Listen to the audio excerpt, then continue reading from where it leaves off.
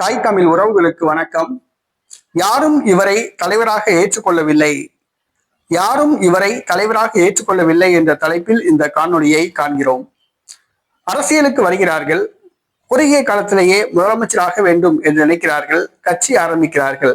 ஆனால் அரசியலுக்கு வந்த அடிச்சோடே தெரியாமல் காணாமல் போய்விடுகிறார்கள். பல நடிகர்கள் இதில் அடங்குவர். இந்த சூழ்நிலையில் நடிகர் உதயநிதி அவர்களை யாரும் தலைவராக ஏற்றுக்கொள்ளவில்லை. நடிகர் உதயநிதி தன்னுடைய குடும்ப வாரிசு அடிப்படையில் இவர் அரசியலுக்கு வந்தார், சட்டமன்ற உறுப்பினரானார், அமைச்சரானார், துணை முதலமைச்சராக உள்ளார், திமுகவின் இளைஞரணி செயலாளராக உள்ளார். இவருக்கு ஆட்சி திறமையோ, நிர்வாக திறமையோ, எழுத்து திறமையோ, பேச்சு திறமையோ எதுவுமே கிடையாது.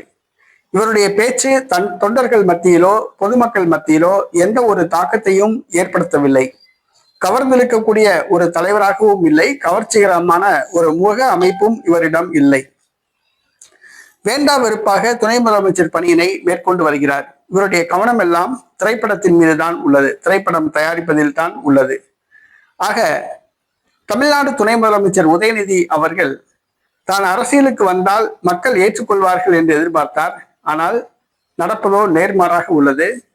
இவரை யாரும் தலைவராக ஏற்றுக்கொள்ளவில்லை என்பதுதான் உண்மை. ஏனென்று சொன்னால் உதயநிதியின் பேச்சு, செயல்பாடுகள் எதுவும் மக்கள் மத்தியில் ஒரு தாக்கத்தை ஏற்படுத்தவில்லை.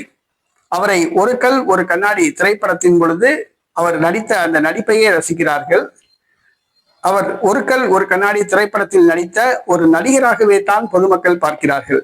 அவரை ஒரு கதாநாயகனாகத்தான் பார்க்கிறார்களே ஒழிய ஒரு அரசியல் தலைவராக பொதுமக்கள் பார்க்கவில்லை. ஆக உதயநிதியை பொதுமக்கள் தலைவராக ஏற்றுக்கொள்ளவில்லை. ஒரு கல் ஒரு கண்ணாடி என்ற திரைப்படத்தின் கதாநாயகனாகவே அவரை பார்க்கின்றார்கள். அதுதான் உண்மை.